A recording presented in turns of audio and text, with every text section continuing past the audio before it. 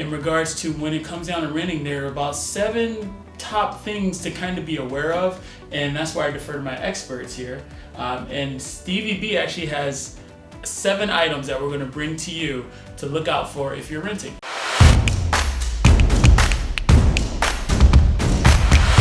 Hey, how's it going, guys? It's Charles with West USA Realty Team Minute, and I have a very special guest here today, Stevie B with our property management division here. How you guys doing, everybody? Thank you for coming and doing this video. So I'm making this video because we realize that we always talk about buyers and sellers and even landlords, but we kind of neglect the rental population. So we wanted to make a video for renters, and I have the expert here, Stevie B. All right, guys. Thank you for having me on here, Charles. So first thing is always income. And what a lot of people don't know is that in this rental market right now, especially single family homes, they're looking for 3 times the gross amount in income. So if the rental amount is $1,500 a month, they're expecting renters to make at least $4,500 a month in gross income. So that's before taxes. Before, I felt like it used to be like 2.5, that's it. It used to be, and then times have changed, especially with this market. But what I found out is that most apartment complexes are still doing 2.5 times. Okay. Oh, wow. So I don't know if you guys can see this. We have on our board here our top 7 issues. Don't look at it.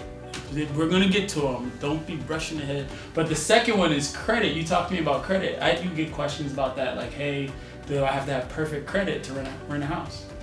Yeah, the answer to that is not always.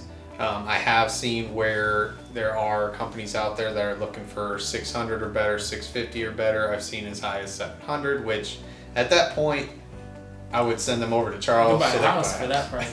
Yeah, right. To have that credit. Yeah. Really, the bigger question is, what's your debt to income ratio? Do you have anything in collections? Are there evictions, bankruptcies, things like that? But really, the debt to income ratio to me as a property manager is the biggest telltale sign of, can they afford my property month after month, even if, heaven forbid, something were to happen, car breaks down or somebody has to go to the hospital, things like that. Yeah, and that's important because Stevie B not only manages all of our rental properties, he takes out our renters as well who are looking for a place, but this is like behind the scenes info. He's told me stuff that I didn't know we had as far as how they look and kind of vet their applications that come in when it comes to renting. So this is like super good behind the curtain type stuff. The third one that we have are fees and deposits, like application fees. Do you have to pay those? Anybody that's 18 and over has to pay an application fee. Even if they don't have a job, it's really that background check that they're looking at, not necessarily the income as if they don't have a job. So looking at even high school seniors, once they turn 18 and they go into a rental with their family, they still have to go through the application process. What if they don't have good credit, but the other person does, and we don't want them to mess up the application? Can that have any effect? Anybody 18 and over still has to apply, regardless of how bad their credit may be. But it's all inclusive too. So you're basing it not only off of one person, but 2, 3, maybe 4 that are 18 and over. So it can balance it out. Okay. So the other one is going to be pets. Going to be pets. So pets. If I have pets, am I doomed to not find a rental? Depends on breed types. Depends on weights. And just the restrictions that the owners or the property management companies put into place.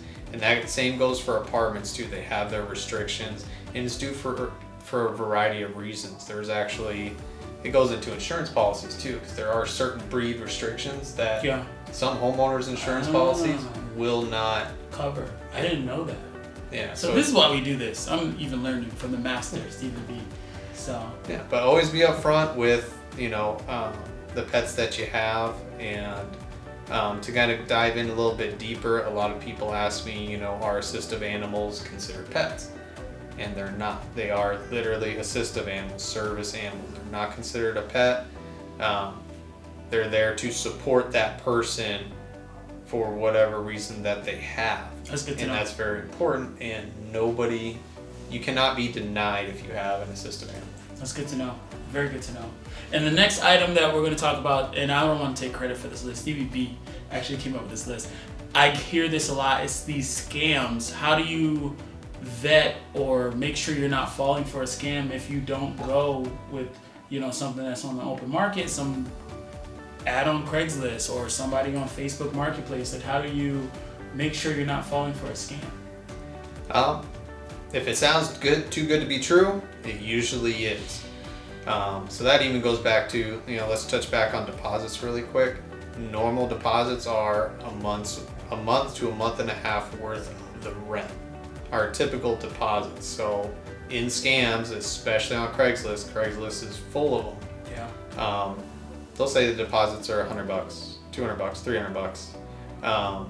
But really reach out to that real estate professional, whether it's me, whether it's Charles, or a friend that you have, because we have the tools necessary to pull the information on who the owner actually is and to vet them as well as possible. Yeah. But ultimately, it's your decision if you want to go through that particular listing that's off the MLS. Yeah, I've had family members, unfortunately, that were duped. They didn't call me, like, let me know, this is what I do. If you have questions about real estate, if you can't talk to me, I don't know who you can talk to. I talk about real estate all day long. But number 6, we have documents. What documents should they prep or have ready when they're looking to get a place? All right, so documents that, within our market, it's so fast right now, but even if we were in a slow market, I always prep my renters to have copies of their IDs, whether that's in paper form or via email, and they've saved it as a PDF file. Copies of their pay stubs going back 2 months, sometimes 3 months, or in the case of 1099 employees like Charles here, sometimes you need 6 months worth of bank statements, and sometimes a year to 2 years worth of W-2s at the ready. And in the case of people who, servers, waiters and waitresses, when you collect tips, if you just keep the cash and don't deposit into a bank account or have that like prepaid debit card that you put it onto, there's no way to verify that income. Yeah. So that's another important piece, that if you want to get into a rental or even buy a home, you need a way to verify all your tips, all your income. All right, guys, number 7, we have felonies on the board, which is a big deal. But there's a lot of people who have DUIs and things like that, in addition to other felonies. But what happens if that's on your record? Are you doomed to not be able to rent a house with that on your score or your credit report also? Definitely not. The big rule is everything's done on a case-by-case basis. So it's not an outright denial, but we take that into account just like we do your credit, background history, and all that information that you give us, your income and things of that nature. But it's definitely not the end all be all. Definitely not ideal either. Right. But it's still worth a shot. You want to get the whole picture of somebody's credit. That's right.